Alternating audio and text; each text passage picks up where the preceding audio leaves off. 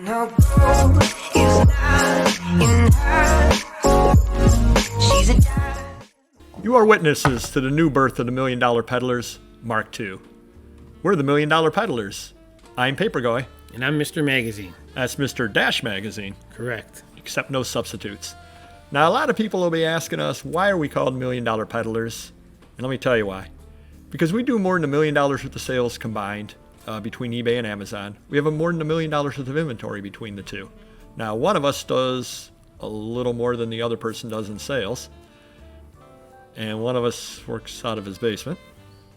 But don't call him down there. He doesn't get any phone service. That's a very good point. I'll have to work on that at some point. But we've been on eBay and Amazon for, 20 years each on eBay and 10 years on Amazon, thereabouts. I know I just passed the 50,000 feedback mark. And I'm at 160,000 feedback right now. And I know between the two venues, I've got around 30,000 items listed. I'm up around 500,000 items right now, live. Yep, and as I said, I work by myself. He's got roughly, 10 employees? Yep.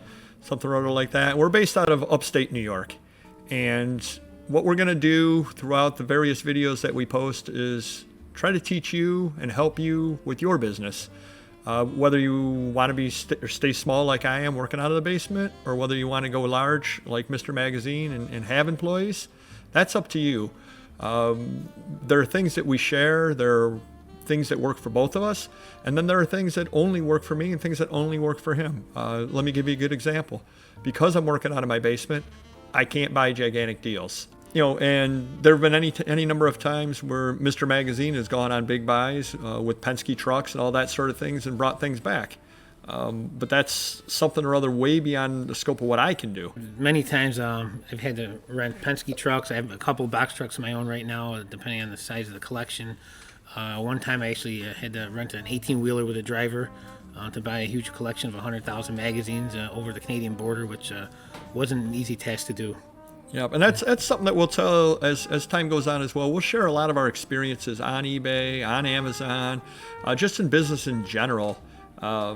We've gone on various buying trips up to New York City, the situation up in Canada, et cetera, and each of them has things that come up that you just were not expecting. Just the logistics of pulling off a buy like that are very difficult. Now, personally, I don't tend to buy things like that. I tend to do things locally, estate sales, antique malls, auctions, once in a while garage sales, things like that, whereas you tend to have more pickers coming in. Yeah, I get guys, actually local pickers that maybe work for garbage companies, and they pick up tubs of magazines that people throw out. Or I got people over in Michigan or all over the country that find deals on Craigslist, and they'll either ship me the products out, or they'll drive them to me, or I'll pick them up, whatever I have to do to get the deal done. So basically, don't worry if you're sitting watching this and you don't have any inventory. That's going to change very, very quickly. There's inventory out there. A lot of people are looking to sell. You just don't necessarily know what you want to buy, and that's another thing that we're going to try to teach you throughout the various videos that we do. We're going to try to tell you, yes, buy this, don't buy this, and all that sort of stuff. I do have one question. What do you sell, Paperboy? Oh, I'm glad you asked. I sell paper. I have business cards made up, which is something or other that everybody out there is going to want to do at some point as well. You can do it very, very inexpensively. Quick note on business cards: you'll end up passing a lot of them out, but you won't get very many people calling you on them. They'll just take them and say, okay. And there are people that I've given business cards to 3-4 times and never gotten a call from them, but they always ask me for one, But they're cheap. So you kind of pass them all out there, and eventually all it takes is one person calling you, remembering you, and it makes it all worthwhile. But as my business card says, when you see paper, think Papergoy.